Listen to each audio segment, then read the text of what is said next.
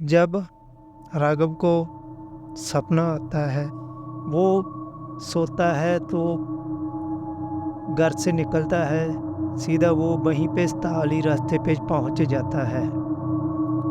वहाँ पे पहुंचने पर थोड़ा अंधेरा होता है तो वो लड़की दोबारा उसे वहीं पे मिलती है।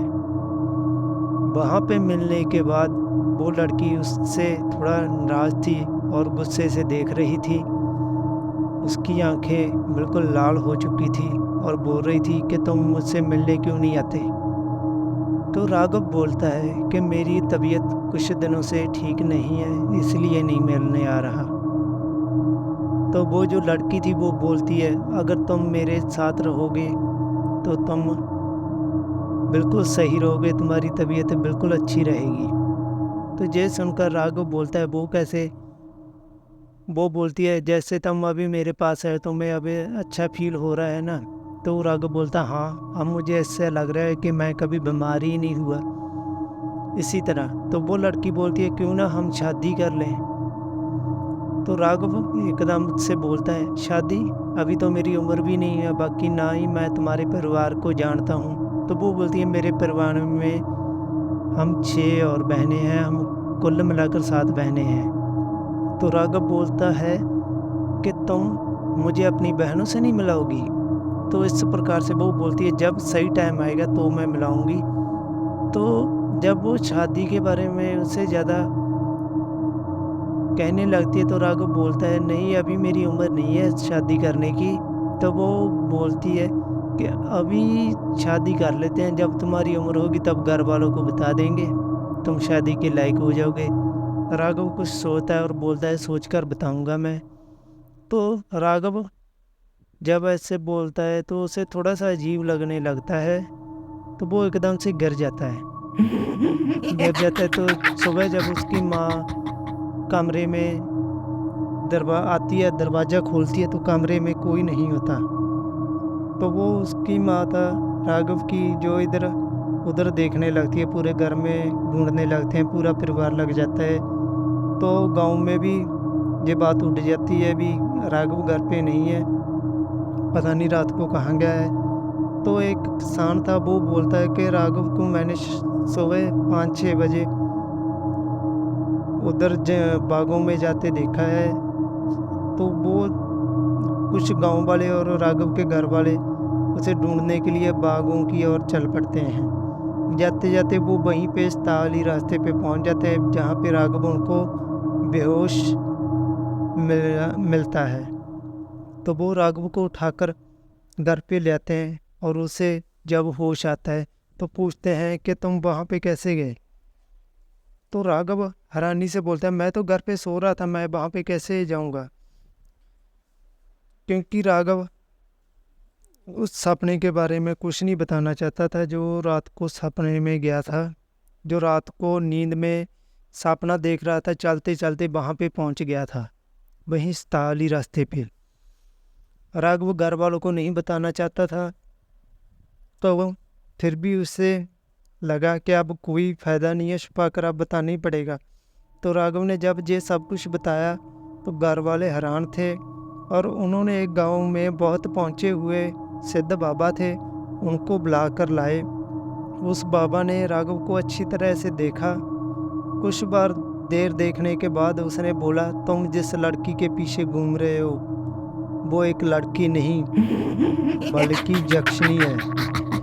तो राघव और उसके परिवार वाले बहुत ही चौंक गए और बाबा ने एक और बात बोली, वो तुम्हें सिर्फ अंधेरे में ही मिलती है, कभी दिन में नहीं, सिर्फ रात को मिलेगी जब अंधेरा हो जाएगा। तो राघव को उस बाबा पे यकीन आने लगा और बोला, हाँ बाबा मेरे साथ ऐसा ही हो रहा है, इसी वजह से। तो बाबा ने बोला, इसी वजह से तुम्हारी जो तबीयत है वो ख़राब हो रही है। तो उसके घर वालों ने बाबा को बोला कि बाबा इसे बचने का कोई उपाय बताओ। तो बाबा ने कुछ देर सोचकर एक उपाय बोला कि राघव को दोबारा वहीं पे स्थाली रास्ते पे जाना होगा और उस यक्षिणी से मिलना होगा। जो यक्षिणी वो बोलेगी, शादी के लिए इसको बोलेगी, तो वो 7 बहनें हैं, वो एक यक्षिणी नहीं साक्षिणी है।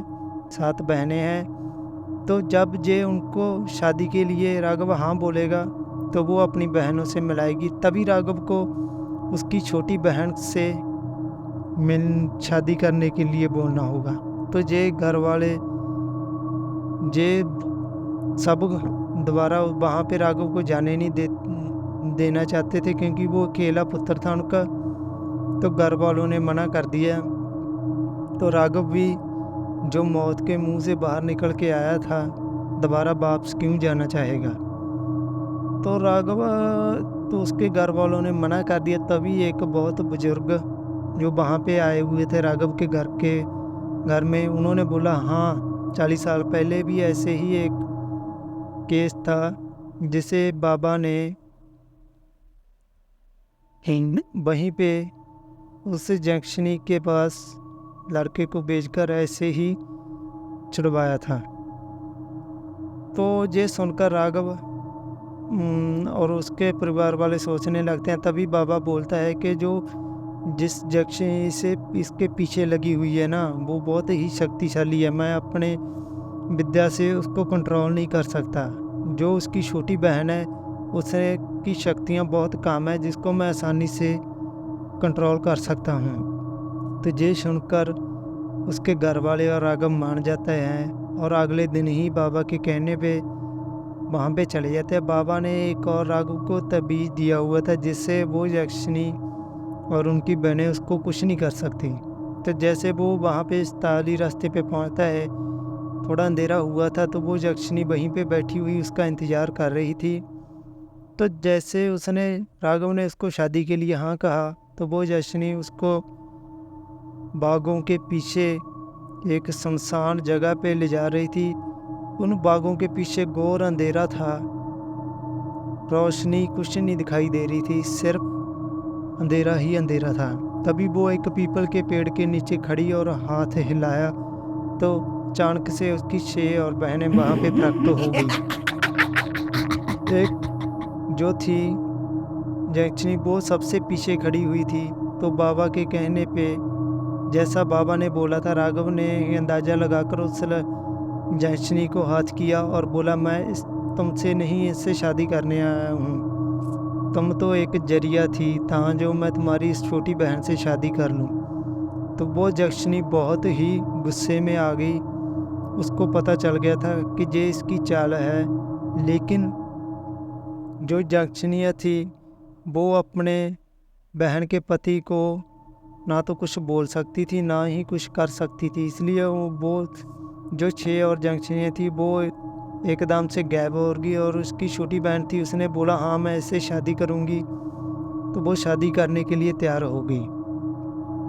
तो इसी बीच जो बाबा थे और कुछ गांव वाले और राघव का परिवार राघव का पीछा करते करते पता नहीं वैसे वहाँ पे कैसे पहुँचे।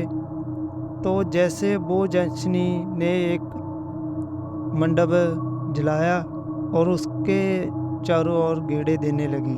पहला ही गेड़ा आया था, तभी बाबा और गांव वाले कुछ और राघव के घर वाले वहाँ पे पहुँच जाते हैं और बाबा बोलता है छोड़ दो इस लड़के को।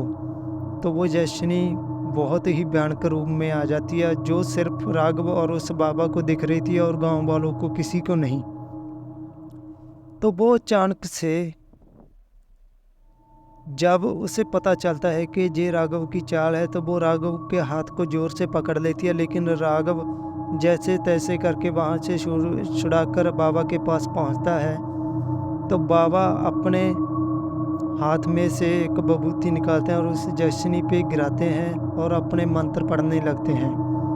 तो वो जंक्शनी थी जो पहले तो उन्हीं बाबा और गांव वालों के चारों ओर गेड़े दे रही थी, घूम रही थी।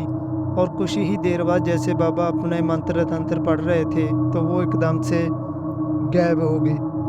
और सभी गांव वालों को जब पता चला कि वो जहाँ से चली गई है तो खुश हुए। लेकिन बाबा ने बोला जे जंक्शनी दोबारा हमारे गांव में आ सकती है। इसलिए उन्होंने जो वो पीपल का पेड़ था उसके चारों ओर धागा बांधा और मंत्र से उसको बांध दिया। बाबा ने बोला अब जे जंक्शनी दोबारा जहाँ पे नहीं आ सकती। इस प्रकार से वो वहाँ से जाने लगे। जैसे ही बाबा वो ताली रास्ते पे पहुंचता है तो वो एकदम से गिर जाता है। शायद जब उनको चेक करते हैं तो गांव वाले देखते हैं तो उनका शरीर बिल्कुल ठंडा पड़ जाता है। शायद उनको कोई हार्ट अटैक आया होगा, लेकिन जो गांव वाले थे वो यही मानते थे कि शायद ये उन्हीं जशनियों का काम है जो 40 साल पहले भी से एक लड़के को छुड़वाया था और आज राघव को उन्होंने ही अपने प्रतिशोध का बदला लिया है। तो दोस्तों, आप बताना ये कहानी आपको कैसी लगी। तो प्लीज़ चैनल को सब्सक्राइब कर लेना, वीडियो को लाइक कर देना। अगर आपके पास ऐसा सुपर नेचुरल एक्सपीरियंस है तो हम